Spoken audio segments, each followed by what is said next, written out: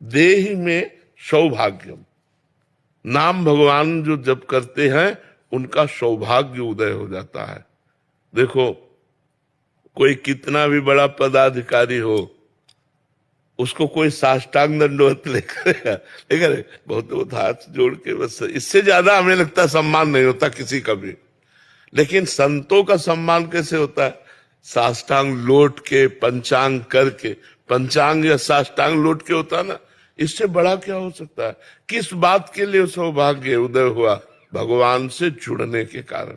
एकमात्र भगवान का नाम, भगवान का आश्रय, उसी भगवान के नाम आश्रय से। देखो इसमें लिखा है नाम। गोस्वामी तुलसीदास जी के चरणों में जब अकबर बादशाह ने ताज उतार के रखा तो आंसू आ गए। लोगों ने प्रश्न किया कि बादशाह प्रणाम कर रहा है इसलिए आनंद अश्रु आ गए निजी जनों ने? तो उनका नहीं। तुलसी जब राम का नहीं था तो मांगे टुकड़ा नहीं मिलता था, और जिसके दरवाजे पे जाते थे तो कहते थे अभागी है, ये अगर ज्यादा देर दरवाजे पे रहेगा तो कुछ अमंगल हो जाएगा, जन्मते ही माँ को खा गया। ऐसे ऐसे लोग कटु वचन। और आज राम का हूं तो बादशाह ताज उतार के चरणों पे रखता है।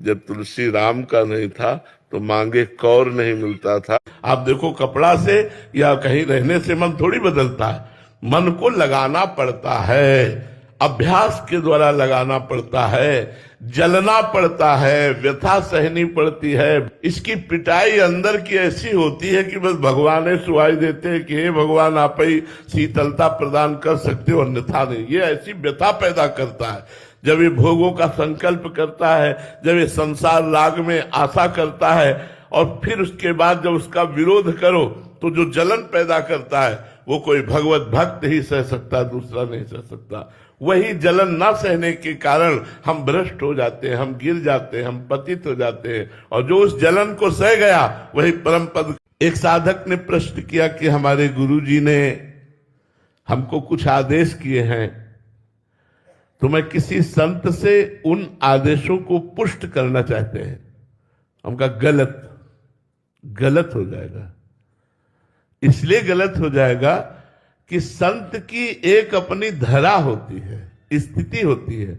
गुरु ने किस स्थिति में आपको आदेश दिया है और संत उसको किस स्थिति से काट दे या उत्तर दे दे तो आप में गुरु के प्रति अवहेलना, अनादर और अश्रद्धा का भाव आ सकता है।